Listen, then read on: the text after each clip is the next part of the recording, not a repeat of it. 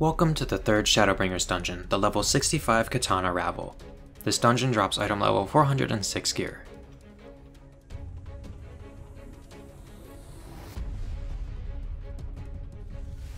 On the way to the first boss, you will encounter these Runken Dreamer mini-bosses. Notice the statues lining either side of the arena, and the small walls around the boss. The Dreamer will occasionally cast Wrath of the Ronka and tether to various statues. At the end of this cast, column AoEs will blast forward from the tethered statues. The walls in the middle of the arena can be used to block these blasts. This is only really a little bit tricky when the Dreamer tethers statues from both sides. Just remember the safe zone will always be on one of the sides of the walls. Identify a wall with a side that doesn't have lit statues and stand in that zone. The first boss the party will encounter is a mecha gorilla named Lozado. Notice the two statues behind Lozado when you enter this arena. Stone Fist is a tank buster.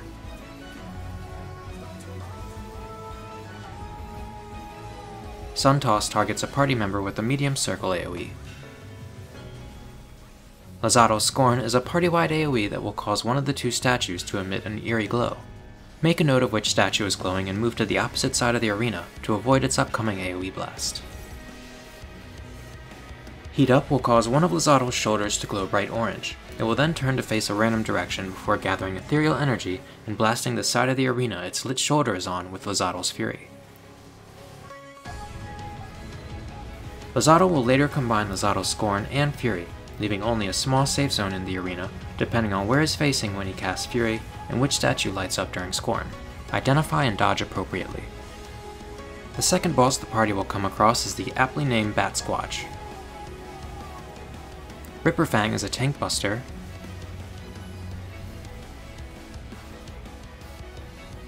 Soundwave is a party-wide AoE. Subsonics is a series of light damage party-wide attacks combined with multiple circle AoEs as stalactites fall from the ceiling.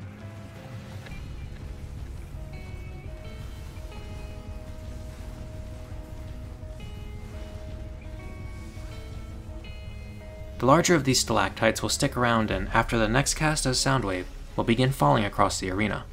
Pay attention to these and get out of their way. The final boss the party will encounter is Eros.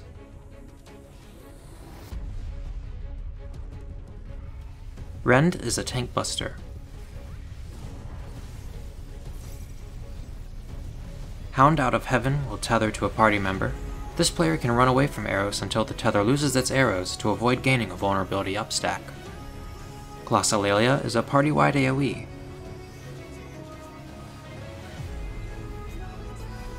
Viper Poison will summon multiple poison puddles on the arena.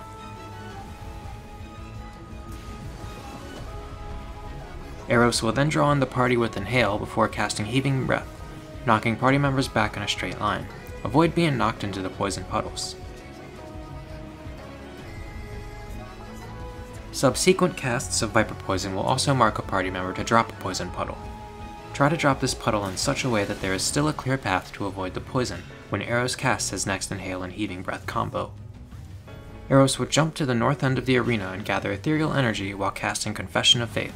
This cast has two potential outcomes. The first will mark two players with small circle AoEs that will impact at the same time that a large conal AoE is cast in a direction the middle head is facing. Avoid overlapping and stay out of the conal. The second potential Confession of Faith will mark a player with a split damage marker while gathering ethereal energy at the two outside heads. These will both cast a giant conal AoE, making the area just in front of Eros' middle head the safe zone. Pay close attention to Eros' three heads and it will be a quick victory.